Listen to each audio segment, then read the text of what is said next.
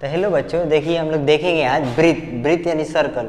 ये Bihar board CBSE board class 10th में बहुत बार इसका बेसिक से क्वेश्चन आता है। ठीक है, 8 से 10 नंबर का इसका क्वेश्चन आ जाएगा, लेकिन इसका जो क्वेश्चन आता है ना वो वृत्त का क्षेत्रफल, परिधि से, चतुर्थांश से, पूरा बेसिक से क्वेश्चन आता है, ज़्यादा एडवांस में ये क्वेश्चन नहीं आता है। तो आज हम लोग वृत्त के बारे में पूरा डिटेल से पढ़ेंगे। वृत्त होता क्या है, वृत्त का क्षेत्रफल क्या होता है, चतुर्थांश क्या होता है, जीवा क्या होता है, त्रिज्या खंड क्या होता है, त्रिज्या खंड का क्षेत्रफल क्या होता है, पूरा हम लोग वृत्त का पूरा एकदम ईजी वे में, आसान भाषा में और पूरा डिटेल्स में पढ़ेंगे वृत्त के बारे में। तो चलिए स्टार्ट करते हैं। तो देखिए वृत्त का मतलब क्या होता है, ये गोल आकृति।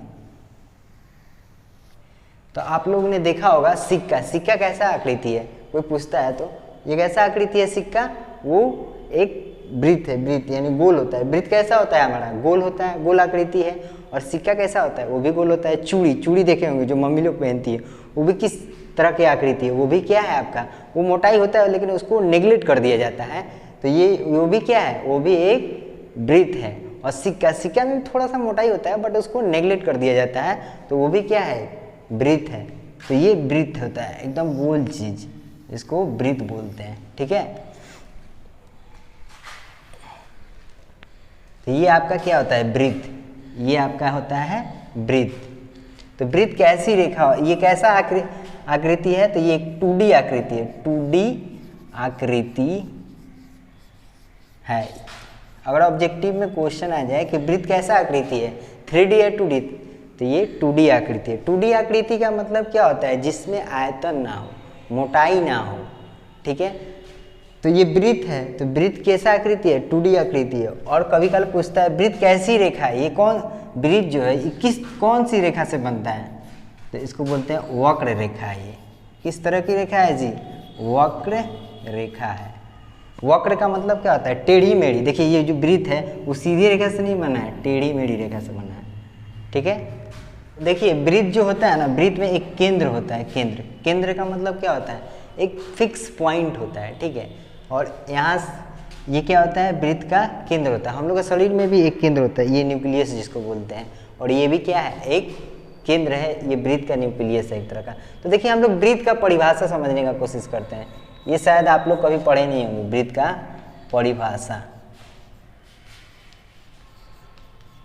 तो वृत्त का परिभाषा क्या होता है, देखिए एक निश्चित बिंदु से एक निश्चित दूरी पर बिंदुओं के समूह को क्या कहते हैं, वृत्त। देखिए एक निश्चित बिंदु हो गया, यहाँ से एक निश्चित दूरी पर ये जो बिंदुओं का समूह है, इसी को हम लोग क्या कहते हैं, वृत्त कहते हैं। ठीक है, एक निश्चित बिंदु से एक निश्चित दूरी पर बिंदुओं के समूह को क्या कहते हैं हम लोग, वृत्त कहते हैं। इसका एक डिफिनेशन लिख लीजिए, काम आएगा। जैसे देखिए क्या होता है, एक निश्चित बिंदु से एक निश्चित दूरी पर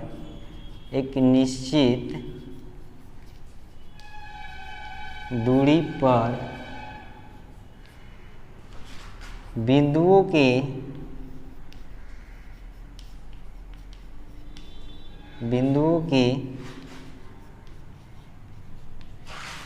समूह को वृत्त कहते हैं। क्या कहते हैं जी, वृत्त कहते हैं। तो देखिए ये हम लोग का वृत्त का परिभाषा होगा। शायद आपने कभी नहीं पढ़ा होगा, तो देख लीजिए, ये होता है वृत्त का परिभाषा। अगर कोई पूछेगा तो आप बता सकते हैं। तो वृत्त में क्या होता है, वृत्त का परिभाषा क्या होता है जी, तो एक निश्चित बिंदु से एक निश्चित दूरी पर बिंदुओं के समूह को क्या कहते हैं हम लोग, वृत्त कहते हैं। और वृत्त कैसा आकृति है, 2D आकृति है, मतलब 2 डायमेंशनल है। इसमें लंबाई और चौड़ाई ही होगा केवल, मतलब इसमें आयतन तो नहीं होगा। और ये कैसी रेखा से बनी होती है, तो वक्र रेखा से बनी होती है। और ये वृत्त का परिभाषा हम लोग समझ लिए, आप इसको लिख लीजिए। तो देखिए अब हम लोग क्या सीखेंगे इसमें, वृत्त में क्या होता है, एक त्रिज्या होता है। त्रिज्या ये होता है आपका त्रिज्या, एक होता है व्यास, ये होता है आपका न्यूक्लियस यानी केंद्र। इसको क्या बोलते हैं, केंद्र बोलते हैं। इसको बोलते हैं केंद्र। और ये क्या है जी, त्रिज्या है। पूरा हम लोग बेसिक से पढ़ेंगे, पूरा बेसिक से और डिटेल्स में पढ़ेंगे। और ये क्या होता है, इसको बोलते हैं व्यास।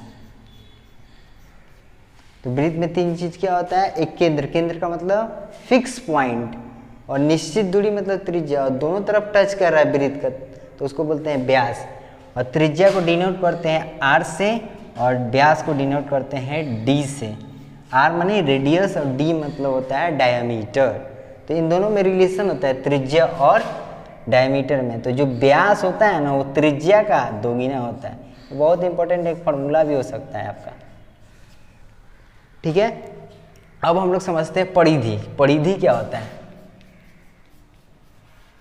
परिधि, वृत्त का परिधि एक्चुअली। तो वृत्त का परिधि क्या होता है, जैसे मान लीजिए यहाँ कोई व्यक्ति खड़ा है, अब यहाँ से ये व्यक्ति चलना स्टार्ट किया और फिर यहीं आ गया, तो इसको बोलते हैं वृत्त पे जितना हम लोग चले वो कुल उसकी लंबाई जो होता है उसको परिधि कहते हैं। परिधि मतलब कोई भी आकृति का आपको परिधि निकालना है तो उसमें जितना उसका भुजा का लंबाई है, चाहे कुछ भी है, बीमाएँ हैं, उसको जोड़ दीजिए, वो होता है परिधि। तो वृत्त का परिधि का मतलब क्या होता है, वृत्त की कुल घेरे की लंबाई। क्या होता है, वृत्त के कुल घेरे की लंबाई, ये क्या होता है आपका वृत्त का परिधि होता है। और क्षेत्रफल क्या होता है, क्षेत्रफल, क्षेत्रफल क्या होता है, देखिए कोई भी आकृति जितना जगह छेदता है उसको हम लोग क्षेत्रफल बोलते हैं। जैसे ये वृत्त बोर्ड पे, ये ब्लैक बोर्ड पे बनाए हैं हम लोग वृत्त, तो ये जो वृत्त बनाया है तो कुछ जगह लिया होगा इस ब्लैक बोर्ड पे, तो इसी को बोलते हैं हम लोग, क्या बोलते हैं जी, एरिया बोलते हैं। यानी वृत्त का क्षेत्रफल चाहे कुछ भी, ये आपका एरिया है, शेडेड पार्ट। चलिए अब हम लोग पढ़ते हैं वृत्त का फार्मूला। फार्मूला में क्या होता है, एक परिधि का फार्मूला क्या होता है, वृत्त का क्षेत्रफल का फार्मूला क्या होता है। तो आइए हम लोग देखते हैं। जब वृत्त का त्रिज्या r यानी त्रिज्या r दिया रहता है तो वृत्त का परिधि क्या होता है, वृत्त का परिधि क्या होता है जी, जब वृत्त का त्रिज्या r दिया रहता है तो वृत्त का परिधि का फार्मूला क्या होता है, 2 पाई r। ये जो पाई होता है ना, पाई, वृत्त में पाई क्या होता है, इसको देखिए समझते हैं। ये जो वृत्त है, अब इसको बोलेंगे, ये मेजर करके बताइए कितना इसका कुल लंबाई है। तो आप क्या कीजिएगा, मेजर कर सकते हैं, थोड़ा दिमाग लगा के सोचिए। देखिए हम मेजर करके बता रहे हैं एक्चुअली कैसे मेजर किए जा सकते हैं। यहाँ एक पतला सा धागा यहाँ फिक्स कर दीजिए और इस पर इसको फैला दीजिए और फिर इसके बाद इसको पूरा ढक दीजिए एक पतला सा धागा से, और स्केल पे इसको पूरा फैला दीजिए इस धागे को, तो आपको पता चल जाएगा इस वृत्त का कुल लेंथ क्या होता है। तो जो उसका लेंथ आएगा ऊपर में लिख देंगे, और जो ये वृत्त का व्यास होता है उससे अगर डिवाइड कर देंगे तो ये पाई का वैल्यू आ जाएगा। यही होता है वृत्त में परिधि। वृत्त में परिधि का फॉर्मूला 2 पाई r। वृत्त में पाई का मतलब यही होता है कि इस कुल घेरे की लंबाई को नाप लेंगे और वृत्त के व्यास से डिवाइड कर देंगे तो पाई का वैल्यू आ जाएगा। तो पाई का वैल्यू कितना होता है आपको पता होगा, पढ़े होंगे, 22/7 या दशमलव में कितना होता है 3.14। और पाई कैसी संख्या है, आप लोग को पूछा जाता है बिहार बोर्ड एग्जाम में, आएगा ऑब्जेक्टिव में। पाई कैसी संख्या है, अपरिमेय संख्या।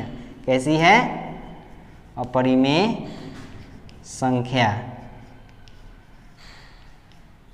लेकिन पाई का वैल्यू क्या होता है, ये एग्जैक्ट वैल्यू नहीं होता है, अप्रॉक्स वैल्यू होता है। पाई का वैल्यू अप्रॉक्स क्या होता है, 22/7, ये अप्रॉक्स वैल्यू होता है, अप्रॉक्स। और दशमलव में क्या होता है 3.14।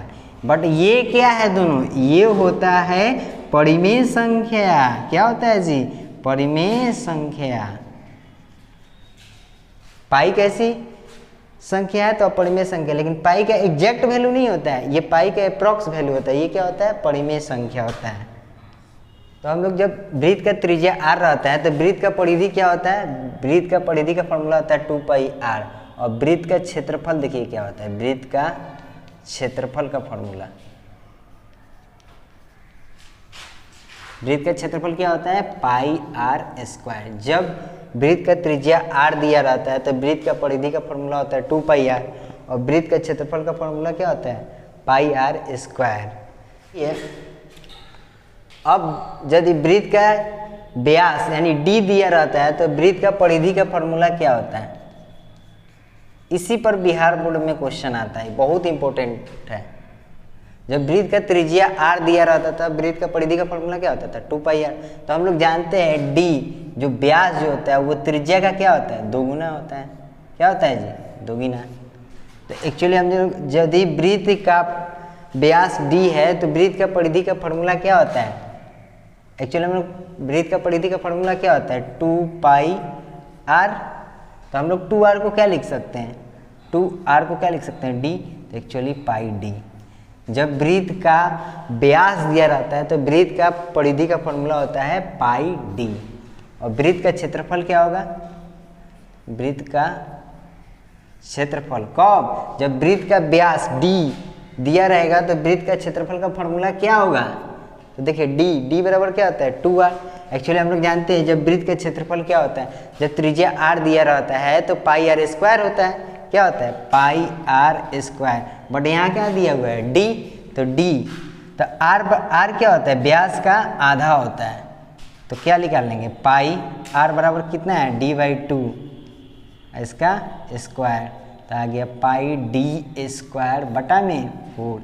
ये इम्पोर्टेंट है। और ये भी जब वृत्त का व्यास d दिया रहेगा तो वृत्त का परिधि का फॉर्मूला क्या होगा πd, और वृत्त का क्षेत्रफल का फॉर्मूला क्या होगा πd² बटा में 4।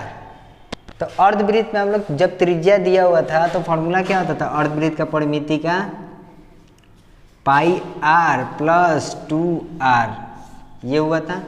और अर्धवृत्त का क्षेत्रफल क्या होता है, जब अर्धवृत्त का त्रिज्या r दिया रहता है तब फॉर्मूला होता है πr² बटा में 4। ठीक है, ये πr² बटा में 2 का है कि आधा है तो आधा से भाग देंगे, 2 से डिवाइड करेंगे। अब देखिए यदि d दिया रहा है, d मतलब तब अर्धवृत्त का परिधि का फॉर्मूला क्या होगा, अर्धवृत्त का परिधि यानी व्यास दिया रहा है, जब उसमें त्रिज्या दिया रहता था तो परिधि का फॉर्मूला क्या होता है, एक्चुअली हम लोग जो रियल फॉर्मूला है, रियल जो फॉर्मूला होता है अर्धवृत्त का परिधि का फॉर्मूला क्या होता है πr + 2r। तो यहाँ क्या लिखेंगे पाई, और जो d जो होता है d वो क्या होता है, अब जब d दिया हुआ है तो परिधि का फॉर्मूला क्या होगा, तो जब d दिया रहेगा तो केवल फॉर्मूला में क्या आना चाहिए, d आना चाहिए आपको। तो d क्या होता है, त्रिज्या का दोगुना। क्या होता है जी, त्रिज्या का दोगुना। और जो त्रिज्या होता है वो क्या होता है d का आधा, व्यास का आधा होता है। तो r क्या हो जाएगा d बटा में 2 प्लस 2r को क्या लिख सकते हैं d। यह आपका हुआ जब व्यास दिया रहता है अर्धवृत्त का, तो अर्धवृत्त का परिधि का फॉर्मूला क्या होता है πd/2 + d। अब वैसे ही क्षेत्रफल का फॉर्मूला क्या होगा, तो क्षेत्रफल का रियल फॉर्मूला क्या होता है, जब त्रिज्या r दिया रहता है अर्धवृत्त का तो वृत्त के क्षेत्रफल का आधा होता है πr² बटा में 2।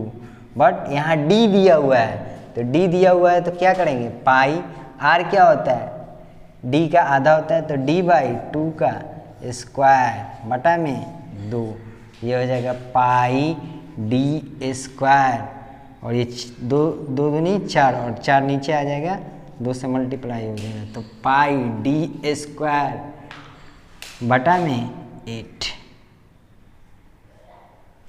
तो देखिए जब व्यास d दिया रहता है तो अर्धवृत्त का परिधि का फॉर्मूला क्या होता है πd बटा में 2 प्लस d। और जब अर्धवृत्त में d दिया रहता है तो क्षेत्रफल का फॉर्मूला क्या होता है πd² बटा में 8। ये फॉर्मूला होता है। और परिधि का πd/2 प्लस d। तो हम लोग क्या पढ़े, वृत्त का परिधि जब d दिया रहता है, जब d दिया रहता है तो उसका क्षेत्रफल का फॉर्मूला। यानी हम लोग इस लेक्चर में क्या पढ़े, हम लोग वृत्त होता क्या है, वृत्त का परिधि क्या होता है, क्षेत्रफल क्या होता है, त्रिज्या क्या होता है, व्यास क्या होता है, वृत्त का परिधि का फॉर्मूला क्या होता है, वृत्त का क्षेत्रफल का फॉर्मूला क्या होता है, जब त्रिज्या r दिया रहता है, जब त्रिज्या r दिया रहता है तो वृत्त का परिधि का फॉर्मूला, वृत्त का क्षेत्रफल का फॉर्मूला, जब d दिया रहता है यानी व्यास दिया रहता है वृत्त का, तो उस टाइम वृत्त का परिधि का फॉर्मूला क्या होता है, वृत्त का क्षेत्रफल का फॉर्मूला क्या होता है। फिर अर्धवृत्त के बारे में वैसे ही हम लोग पढ़े पूरा डिटेल्स में। अब नेक्स्ट जो लेक्चर आएगा हम लोग का, उसमें हम लोग पढ़ेंगे जीवा, त्रिज्याखंड, त्रिज्याखंड का क्षेत्रफल क्या होता है, वृत्त का चतुर्थांश क्या होता है, फिर चतुर्थांश का क्षेत्रफल पढ़ेंगे। तो इस जो वृत्त है वो आज हम लोग का ये फर्स्ट लेक्चर कंप्लीट हुआ। ठीक है, तो अगर वीडियो अच्छा लगे तो आप लोग लाइक कीजिए और ज़्यादा से ज़्यादा बच्चों में शेयर कीजिए। और सब्सक्राइब कीजिए। Thank you.